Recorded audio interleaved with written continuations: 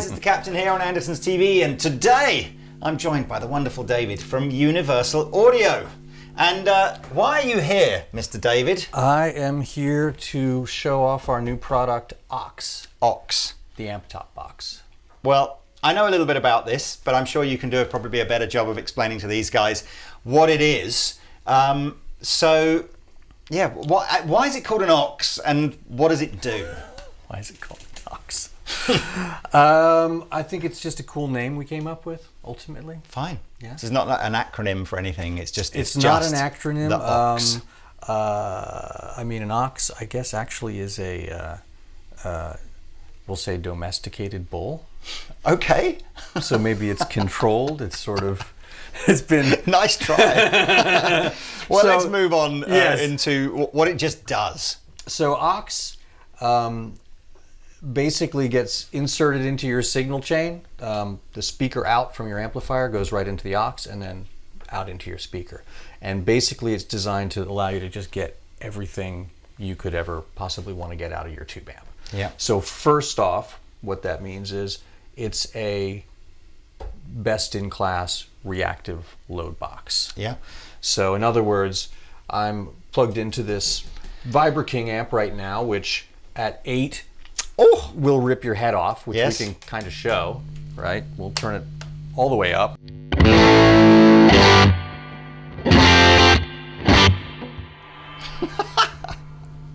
But even on like maximum, that's still, you reckon, about 20%, 15%? I think it's probably about 15 lower than it would be. Lower than it would be. But I can bring that down now to 2 here. Or we can talk. We can talk, over it. Yeah. And the cool thing is, it still retains the same kind of tone. You're not missing a whole lot of top end. It's not getting weird and funky. Let's talk about that, because this video, obviously, we're going to step by step through its features. This is way more than just a reactive load box, but as that's the kind of the first element of it. Yeah. It's expensive for a reactive load, isn't it? So we're positioning it as like a best-in-class, top-of-the-range. And just explain to me, sort of like early load boxes were just a whacking great big attenuator in between the amplifier and the speaker. Absolutely. And I think those are the ones that everybody just went, look, it kind of does a job, it makes my amp quieter, but my amp sounds nothing like it does when it's loud. Yeah. And then somebody kind of came up with this idea of reactive load, which technologically retains some of those sort of amp dynamics, if you like, despite the fact that you're playing it quieter. Can you do a better job maybe of explaining? I think the best way I've always looked at it, and having bought one of those load boxes when I bought my first Marshall, and you start turning it down and it gets compressed and weird and fizzy and odd. It's because a tube amp expects to see a speaker, and a speaker is moving. It's not just static. Yeah. It's actually moving in time. It's changing impedance all the time. It's actually sort of pushing back at the power section. Right. And so when you plug your amp into a speaker, that's a big part of the feel, you know? And it's not just the speaker moving, it's even just the way the cone reacts, the way that feels to the guitarist. So there's all these things that start to affect the feel. Just a passive load won't do it. Right. So that's this element of reactive. It's sort of it's changing the load on the amplifier literally as you're playing the guitar to give you a much more natural sort of feel to it. Yeah. And with Universal Audio, I mean, we have a long history, despite the fact that we're sort of known for the Apollo interfaces and for all of our plugins. We have this legacy of analog gear with LA2As and 1176s that we still make. So a lot of what went into this box is what, as we started modeling guitar amps, what we discovered about what you really needed to put into that relationship between the speaker and the amplifier to make it right. So staying on the load side of it, is that section purely analog? Purely analog. Purely analog. Yes. So this is some of the things that I guess you would have to have tried some other reactive load boxes to kind of give you an idea as to, you know, what it was about the aux that maybe you thought was better or not. That's going to be fairly subjective, a fairly sort of a tonal and feel vibe. It is cool that it's got the headphone output.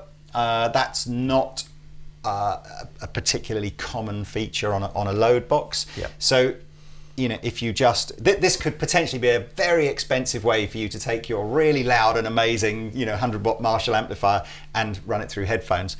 But I guess, you know, in a way that's, why wouldn't you? You know. Well, I think that's sort of a good sort of jumping off point to the digital side of it, because when you plug in your headphones, you're not getting the analog signal path. Right. That's when you start to go into our physical models of speakers of rooms. Okay. So well, fine. We'll in that case then we'll revisit the headphone thing. Sure. So just the attenuation is really, really simple. We're using a Fender Vibra King, and there are 5 attenuation settings, 6 if you count 0, I guess, and they are all stepped down degrees of output. So here we go. If I just, that's its minimum level. Hard to really, I know on YouTube it'll be really, really difficult, but as David said, this kind of level you just talk over. This is just, I mean, that's really quiet. oh, this is really quiet. And if we had a 100-watt Marshall, it'd be a little louder. But and you're hearing the mics on the cabinet right now, so you're not hearing the line out. Yeah. And as we step up, it gets a little louder, but still pretty, you know, still pretty quiet. and still responsive. Yeah. I can still clean up, and it's nice. That'll probably be easier for these guys to hear, I think, when we get around to step 3.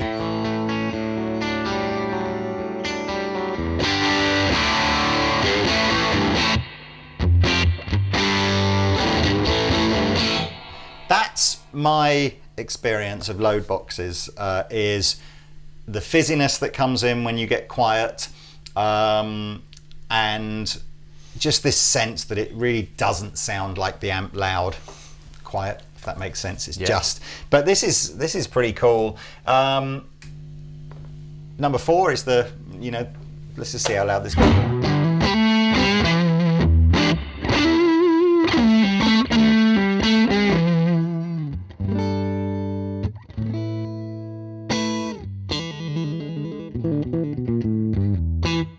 So you're getting into the realms of where that's starting to, you know, be like a 50% reduction maybe in the sort of full, so sort of gigging levels now. Gigging, yeah.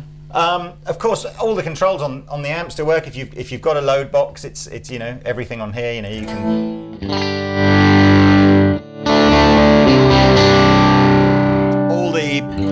all the reverb on the amp still works. Everything that you can do on the front of the amplifier, if we wanted the tremolo in, you know, it would all work. So that's the Load box element. Let's move on to now some of the speaker emulation side of things. So if we were going to use this in a recording environment, so let's just turn this. So this is now all the way off. Yep. And anything that you now hear is going to be coming straight from this box into our interface. If I didn't mention before, the little 30-second introduction that David did on the guitar as well, that was also straight from the DI out from this. We'll show you a picture on screen now of the back of the aux, so you can kind of see what all the I/O is. I really like the fact that you've written the words upside down as well as the right way up, so if you just lean over the back of the amplifier, you know, your brain doesn't have to work out what all the upside down writing is. Yeah. And there's quite a lot of I/O in terms of digital connectivity, but we're just using the 2 balanced jack outputs basically straight into our DAW. Yeah. So everything you see here now, you could be saving to this rig knob right here as well. So you could conceivably just plug your headphones in, turn up your headphones, and choose any of the 6 rigs and just get a preset. Right. So if you don't want to mess with this much, you know, you could just use the stock presets and still, I think, then get a far better headphone experience than you're going to get out of anything else on the market. Yeah. But as I turn up this line out now,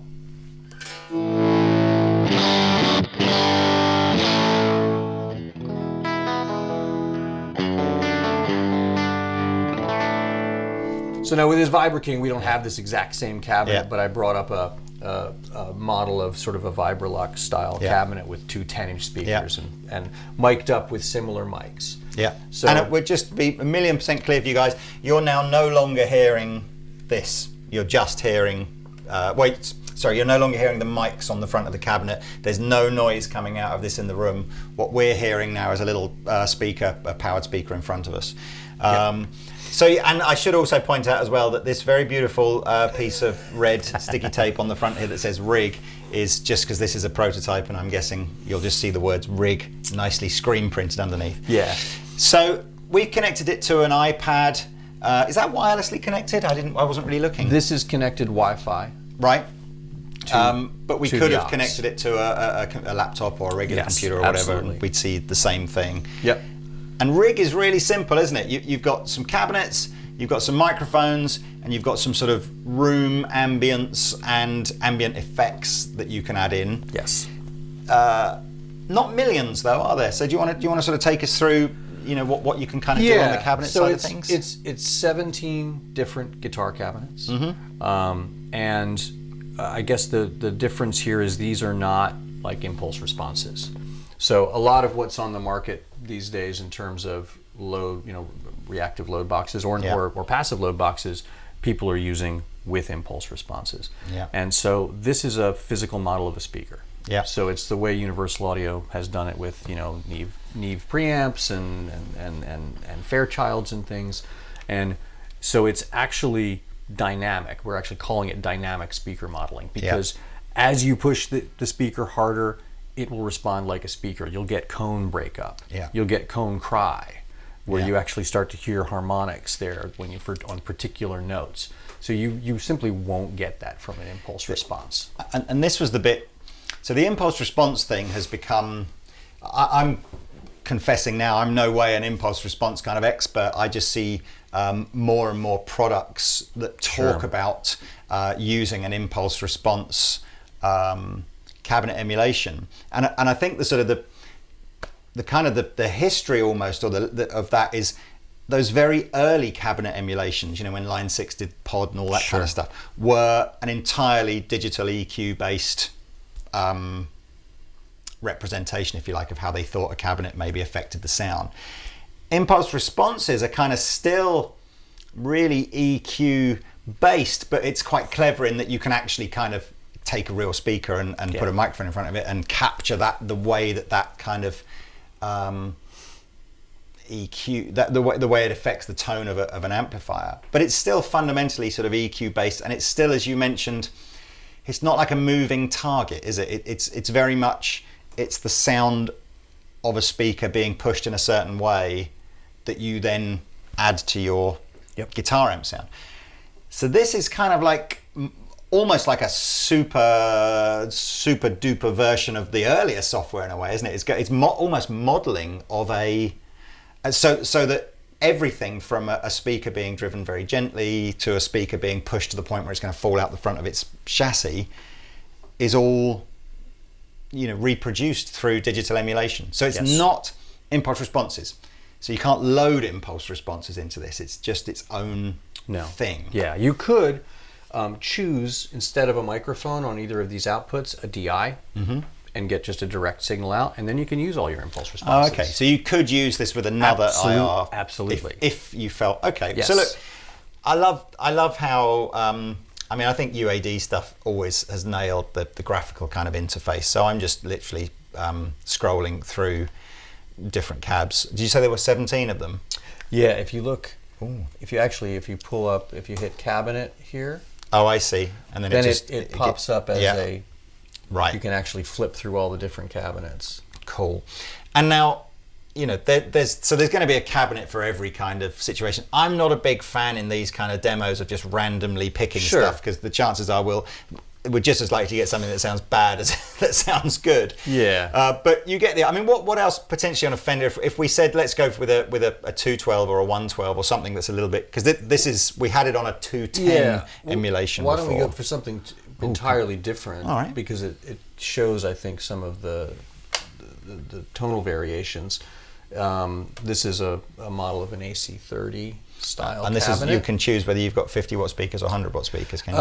Well, 50 watt output from the amp. It's almost like a level control. Okay. So you're kind of pushing it, the speakers, the right way. Right.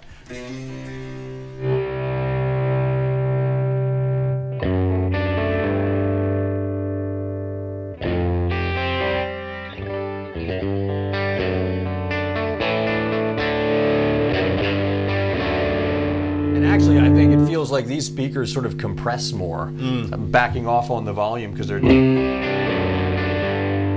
and much darker as well.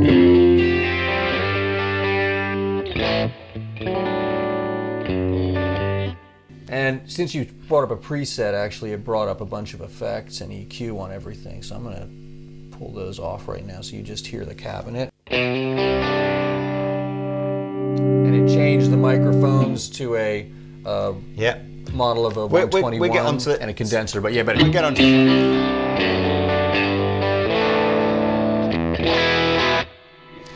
So, I'm guessing on the UAD site there'll probably be little sound clips of all the different cabinets. Eventually, but a ton of different cabinets. You can then elect to have up to 2 microphones per rig. So you'll often see in Andertons we'll use 2 mics on a cab just to get 2 different kind of flavors, and then we'll blend the 2 together. So it's really just emulating the same thing. So there are 6 mics, did you say? 6 different microphones and then the DI. Okay, cool. So you've got all your classics, 57, 421, 121 ribbon microphone, AKG 414 or 414. That seems to be a UK American thing. You know, you say tomato or the other way around, isn't it? So of course we can combine any combination of those. Now you did mention as well, which I was quite interested in, on a lot of these sort of digital applications, you can swizz the microphone around and put it in different places. But you'd elected not to do that. But you had a really good reason for that. So tell us a bit more about that. Yeah, I mean, I think, so each of the microphones you can choose off axis, you can roll off the bottom if you want. But I think our product manager, James Santiago, was very specific about choosing the microphones and then really placing them on the speaker where he feels it's best. Yeah. So, and I think that's actually one of the places where I look at this as being this, when you start using the digital side of it, you got your pedals, you got your guitar, you go into your amp, you come out of the amp. As soon as like the sound comes into the air, that's where things get squirrely. Yeah. You put a 57 mic on the amp, it's just, you move it as a millimeter or 2 to the left or right, it's going to sound totally different. Yeah. So this is really just giving you fully produced studio sound with a ton of options. Yeah. You got 17 different cabinets, you got different microphones. You just choose a different mic and do off axis. But to be able to just move it all around like that, it's sort of like a pedal that has too many knobs. You kind of want 2 or 3 and just have it sound great. I think, again, there'll be a mixed opinion about that. I mean, I think I'm happy to concede that, when I've used stuff where you can use the mic, it's like 98% of the places you put the mic on the speaker just sounds shit anyway. Yeah. So there probably is an element of kind of like, maybe some people will go, no, I definitely want to be able to fine tune. But, and there's enough speaker combinations. Like, for instance, one of the 4x12s in here has these white Altec Lansing speakers that Randy Rhodes used. You want something really bright and aggressive, go for those. So you can, as you say, choose different cabinets and stuff. And of course you've got some EQ over there as well. Now you've got this really cool room element to it, which is, I mean, obviously you've got a whole long line of fantastic UAD plugins, and I know often we'll use just a plugin that emulates the room that you're in, and it can have a dramatic effect on the sound. So you've got to talk about sort of what element of that is built into here as well. Sure. So the room mics here and the room model is similar to what we did with our Ocean Way plugin, where it's an emulation of a particular room. It's actually our studio out at Universal Audio in Scotts Valley. So I bring this back up again, and I'm going to turn off the reverb on the amp. again, I look at this, we're calling this dynamic room modeling. It's another thing that really affects the feel. Yeah. When you have you using like a modeling amp or even an amplifier that's just mic'd up super close, and you're playing it through headphones or something, it feels like your string gauge goes up a bit. It's just harder to play. So just like this is a reactive load and makes it feel right, when you start to bring up this room and get it into, and actually I can use the knob here to actually control it, all of a sudden,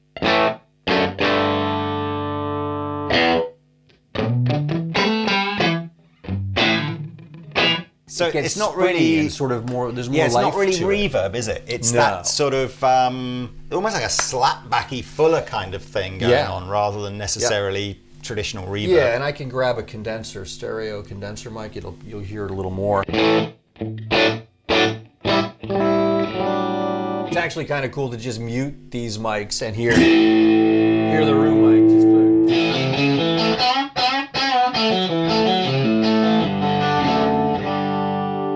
and bring these guys back in. And even that I can control. I can put in a rug.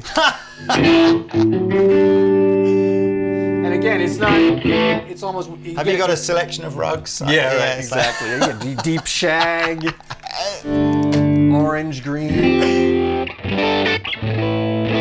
So that's another thing that just makes it feel right, where you don't even necessarily notice it until it's gone. I just noticed as well, and I don't know if this is whether we're going to get shouted at by the soundman. We've got both the close mics panned slightly left and the room mic panned slightly right. Does that matter? Does that matter? I don't think it matters. Hopefully you'll hear it. I mean, but that's actually one of the things that's fun to do is sort of pan your guitars a little bit to the right and hear more of the room left on the other side. So that's one of the other things. The other part that we didn't really touch on that really affects the feel a great deal and is very different than the impulse responses is this speaker drive control. So with this, if I turn that down,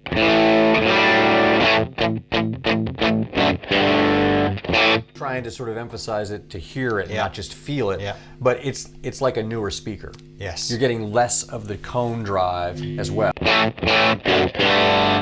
As I turn it up and get it up here, you hear the top end kind of smooth out a little bit, right? The other part of this that, again, you won't get out of an impulse response, if I go to the cabinet list here, there's actual notes where I see 212 ace top, it's open back combo, has sub-octave cone cry at high G sharp and C. So now I go up here and start getting close to G and...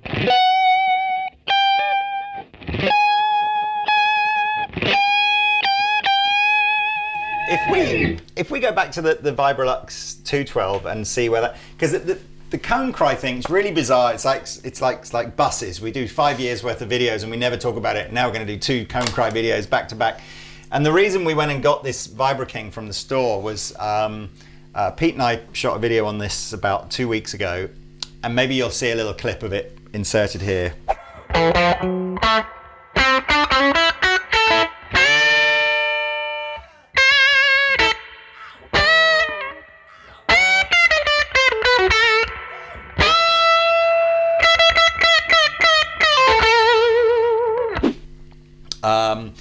And it was the first time ever that we'd done a video where we kind of experienced the sound of the speaker adding this thing called cone cry. You know, it's this extra element of overdrive, distortion, very different to amp distortion, you know, and it's a sound that is synonymous with lots of bands, you know, of those sort of early bands from the sort of 60s and 70s where they're driving very loud amplifiers into speakers that can't, you know, that are right on the edge and probably about to pop. I know, ironically, these days manufacturers shy away from putting those amp and speaker combinations together because they don't want the warranty problem of you blowing the speaker up. Yeah. But it is a sound from you know, way back, you know, if you listen to Cream or Free or any of those, you know, Free, you hear it all the time in the Free recordings. Yeah, it's a sound, and we kind of got it on the Vibra King, and you can see that the natural enthusiasm in that video of Pete and I just like going, ah! And so I'm really interested to see how close UA have kind of got to emulating that sound, because it's just a fabulous sound. Yep. So let's dial that 210 Vibrolux, and this is the description for, and then it runs out of. Yeah, I don't think the cone cry's been loaded on the Oh, on that okay. yet, So we might not get. All right. Well, let's find a. I Let's find something where we have try got. and get some of the actually the 4x12 with greenbacks. Sure. Is really quite good for that. And again, this, depending on how much you turn this up, you'll hear it more or less. So you can kind of find a happy, sweet spot Sure. where it's correct, sort of sounds right for the amp. But if you look here, it'll tell you again. You're looking what notes it's likely to happen on. Yeah, so F this sharp, is sort G of sharp, C sharp. F sharp, G sharp, C sharp. So this starts to get down a little down into here, so I can get a note like.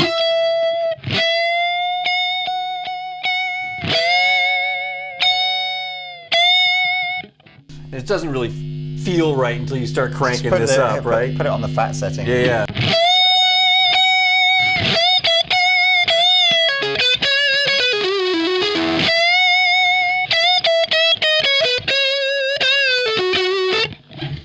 You can absolutely hear it. It's a different experience to when you're hearing it and the amp's full volume. Sure. Because it's. Oh yeah. Like when Absolutely. it's full volume and everything, your trousers are shaking and everything like that. It's I don't know. It's just a different, but it's kind of like, it's about as close as you can get to that and do it at bedroom levels, at a reasonable volume we level. should try it with the Marshall Sure. too, because I think it would just probably blend a little bit better. But you can get into a.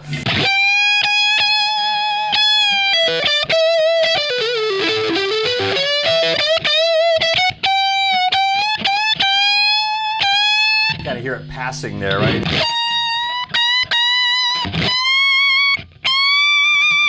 Why would a speaker only kind of like cry on certain notes? Is it just a? I don't know. I had never really. I think I'd always thought that cone cry was just like a bad speaker, or Right. like my cabinet rattling or something like that. But I have an amp now at home that has a Blue Bulldog speaker in it, and when I bend right up to like an E, right there is just Even that. I mean, I've turned it right down now. Yeah. And there's an overtone that you can just hear. Yeah. That is what it's emulating. That's Yeah. very cool. That is Yeah. very cool. Well, like you say, we'll plug the Marshall in at the end and just sort of jam out at the end with the Marshall. Yeah. Just to sort of finish on then, so just whiz through the four effects that you can apply to the master.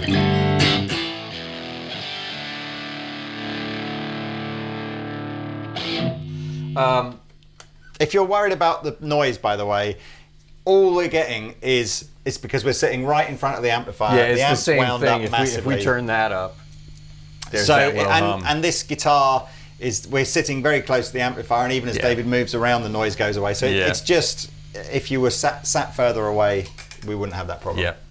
So each of the microphones has its own EQ as well. So you can go in here, it's a regular sort of a graphic. You can dig deeper and get parametric, and even when you set those cue points, then the graphic just works there, which is cool. Room has EQ as well. Then we've got a master EQ. We've of course got a compressor, which is based on our 1176 SE. So I can squash it a bit to turn it on. Squash it a whole lot.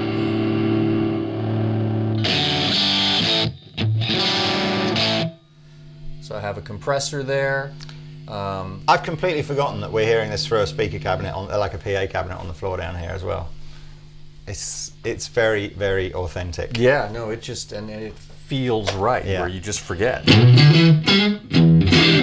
Got a delay. I can turn that up a little bit. Mix control. Can add in some modulation and get some nice chorusy.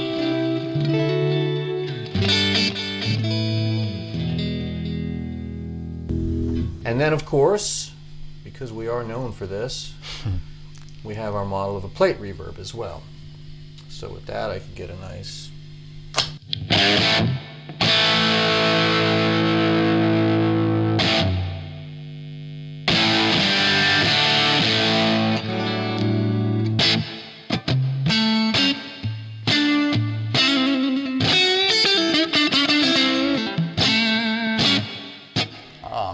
So yeah, great post effects like you would expect from Universal Audio, and really the ability to sort of build a completely produced studio sound. Yeah.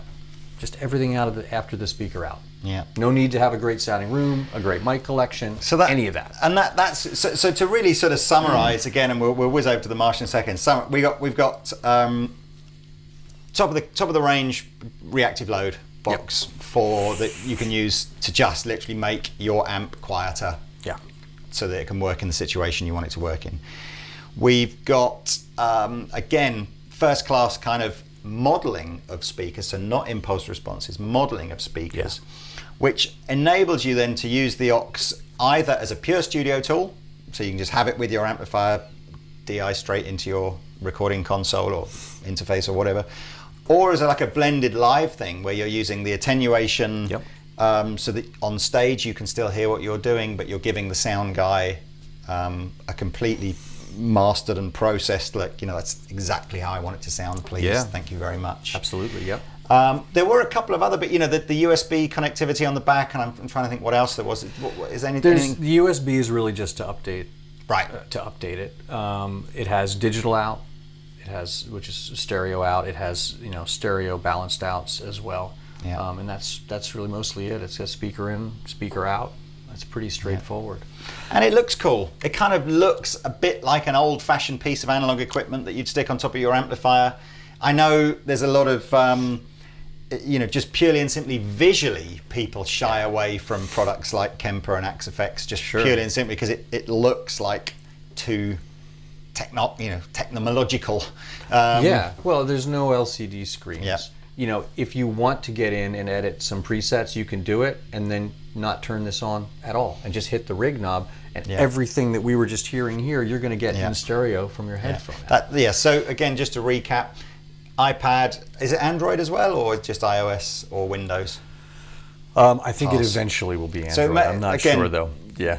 They'll update that on the UAD website, but you can do this on a computer, a laptop, or a iPad at the moment. Yep. And then whatever you do, save your 6 rigs. Yep. And you can save multiple rigs in here. For sure. Like up to 16 rigs. The other thing that I think we haven't mentioned, so in terms of the other load boxes that are out there, a lot of the less expensive ones are not reactive. Yes. And a lot of the reactive ones are not attenuators.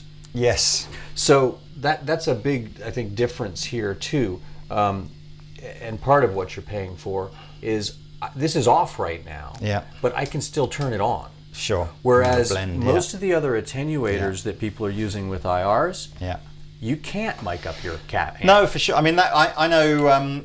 In fact, this is a good one to sort of throw out there for you guys to debate in the comments section. Our super buddy Rabir Massad, when he's making videos on his channel, all the amp sounds that he uses, he plugs into one of the 2 Notes devices, and then he records straight into his DAW, and it sounds great. And we've often considered here, sort of saying, could we do something similar? But would you guys be? No, I do want to hear it mic'd. I don't want to feel like somehow the sound is being colored or improved or masked or whatever digitally. But you're completely right. I mean, so when I was looking at the 2 Notes thing, thinking, oh, perhaps we could do that, I hadn't really realized until I went into the range a bit more deeply that their product range contains some products that are just the load without the speaker emulation, and some products that are just the speaker emulation with a load but not an attenuator. So you can't, so this is really, as far as I'm aware, unique in terms of having all that functionality in one box. Yeah. I mean, theoretically, you could mic up your amp. Yeah. You could also, run one of these stereo sides, a mic emulation out, and then you could capture a DI and put IRs on it later. Yeah. So I think the question there was, if we got an aux for our video room, would you want us to kind of, would you be happy for us to use that in video demos or stuff, or would you, do you still just want us to get a SM57 and go boom, there it is, or whatever? There's no doubt that if I was, in a recording environment, or that question isn't really about does it sound any good or not. I mean, it obviously sounds fantastic. It's more a question of, do you care how we capture the audio on this kind of stuff? Look, I appreciate you guys for bearing with us for what has probably been a pretty long video. And we are going to get finally around to plugging this JTM45 in, which, you know, is, I guess, probably more attenuators have been sold to go with amps like this than any other amp ever. So we'll plug this in and get a sound. But yeah, David will jam out. And thanks for coming in, man. These will be in stock pretty soon, I think, won't they? Yeah, I think winter is what we're saying now, but it's sooner than later. Winter is coming. Yes, exactly. So yeah, I'll put links in the description below to where you can find out more about this. We're certainly going to be stocking it. It's very, very cool. Yeah, thanks again. Thanks for watching, and we'll see you next time.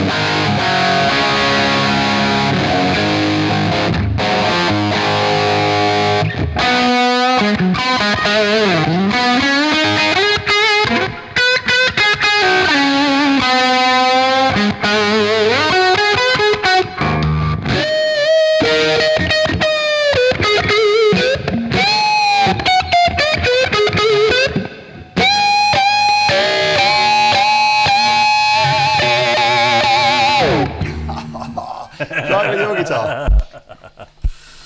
I can't tell you how quiet this is in here. It's like, well, you know, this is like playing with a 10-watt amp or something. Yeah, right.